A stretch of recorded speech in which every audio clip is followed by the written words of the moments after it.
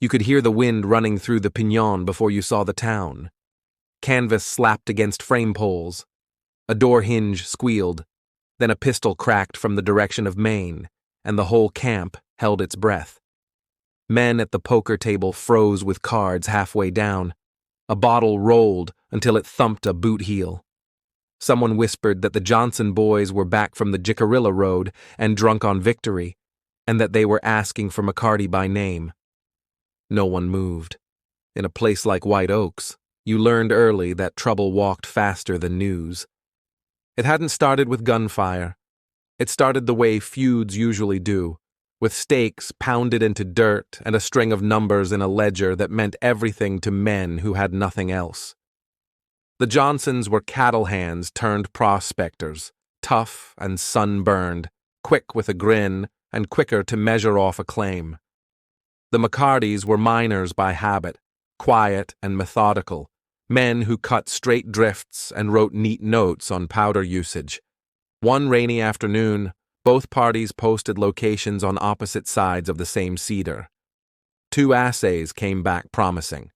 2 maps used the same bearing to a crooked arroyo. Each side swore the other had slid corner posts in the night. Tempers stepped where survey chains failed. At first the fighting stayed small. A shove outside the assay office. A busted lip by the livery when a Johnson called the McCartys paper miners. A McCarty cousin found at dawn with a purple eye and his hat floating in a horse trough. The camp marshal hauled both names in and warned them that the next notice torn off a tree would cost somebody's skin. They nodded. Then a new strike lit up Bonito Canyon and the whole argument followed the rush like a burr under a saddle. Mining camps multiply fast when the ground is rich. Stoves go up. Shanties turn into storefronts. A preacher shows, then a school teacher, then a man who writes rules no one plans to follow. In Bonito City, the feud grew in the spaces between those new boards. A Johnson partner vanished on the trail, and his horse came in lathered. A McCarty ore wagon got ambushed at dusk and dumped in a wash. When people asked who did it, both sides answered at once. The sheriff from Lincoln County took a statement on Monday and found it rewritten by Tuesday. "The hills are hot, and the jury's colder," he told the judge in a letter, and he meant every word. Everyone said they didn't want blood. Everyone acted like it was already paid. A superintendent tacked a notice on the hoist house door. No pistols underground, immediate firing for the first offense. 2 men turned theirs in and felt naked the rest of the day. Most kept theirs and said a week's wages weren't worth a funeral. On Sundays, the preacher talked about forgiveness and short graves and the cost of pride, and even the men who believed him still set their gun belts by the bed every night where they could find them in the dark without thinking. The killing that made the papers happened on a Saturday, as clean as a cut rope. The street was crowded with miners in borrowed shirts and women with baskets from the spring house. A Johnson boy laughed too loud, and a McCarty hand mistook it for a taunt. Words turned into 2 fast steps and a fist. A pistol flashed like a coin tossed toward the sun. Powder smoke crawled over the boardwalk, and children screamed because everyone else did. 2 men fell before anyone understood where the first shot had come from. A third bled into a borrowed shirt on the floor of the store, while the owner tried to remember how to pray. Fear settles into a camp like dust. Doors that never saw a lock got new hasps. Lamps burned later. Men changed the way they walked, choosing the street's bright center instead of its shadows. A posse formed, then split when it realized how many names on the warrant list also appeared in family Bibles and payroll ledgers. The sheriff came again with handbills and left with a headache and a promise to wire the territorial judge the moment he could keep 12 men in a room long enough to call them a jury. For a handful of weeks, the older heads tried to tie the wound shut. They gathered both sides in the schoolhouse and drew claim lines on a slate. They marched everyone out to the cedar tree and measured chain lengths in front of witnesses. They drafted a paper that said the ledge would be worked in common until winter, profits tallied square at the recorder's desk, and any stake moved thereafter would hang the mover. Both clans signed because it seemed smart not to be the one who wouldn't. For a little while, the camp breathed. A new stringer killed the truce by degrees. It appeared in a side drift no one remembered cutting, a blue vein no wider than a belt, but rich enough to change voices. Men saw it and stopped seeing anything else. A Johnson claimed the drift connected to their tunnel. A McCarty pointed to his survey book. Someone called someone else a thief, within earshot of 6 tired men who had swung hammers all day.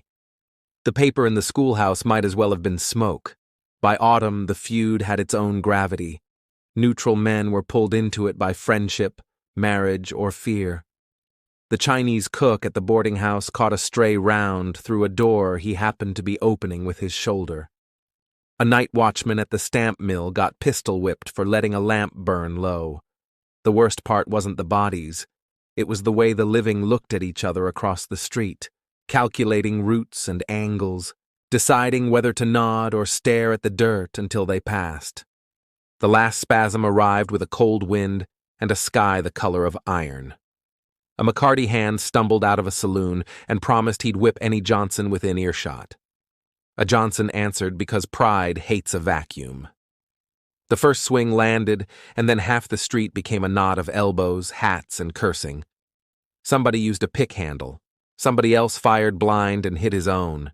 Horses tore loose from the rail and thundered down Main, and the sight of those animals scattering men like chips on a table finally broke the fever.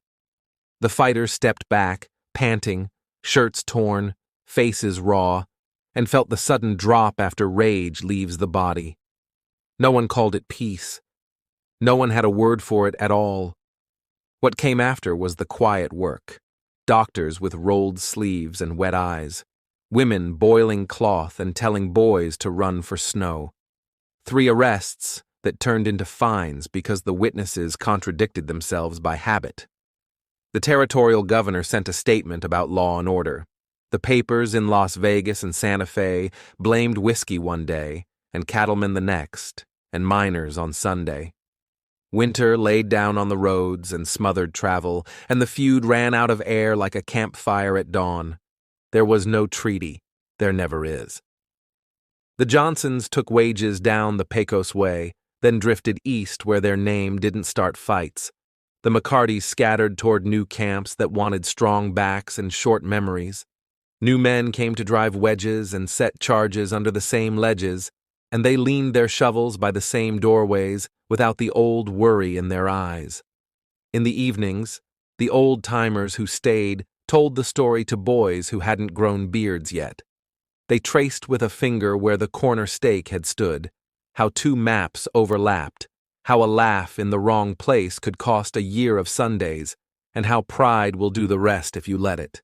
If you walk those gulches now, you can still find the proof. A square nail red with rust where a notice once hung, a whiskey bottle turned cloudy by sun, a splintered post that might have been a corner marker or just a piece of somebody's fence. Sit long enough, and the wind will run the same route it ran that first day, and you can almost hear the hinge cry, the bottle roll, the card slap, the shot that made every face look like a mask. Camps rise and blow away. Names fade. But some names stick together because the ground learned to say them in the same breath. In the 1870s, the hills around White Oaks learned Johnson and McCarty at once. And for a season, those 2 names taught a hard country exactly what blood can buy and what it never will. Thank you for listening to Deserted Trails. Subscribe for more forgotten stories from the old frontier.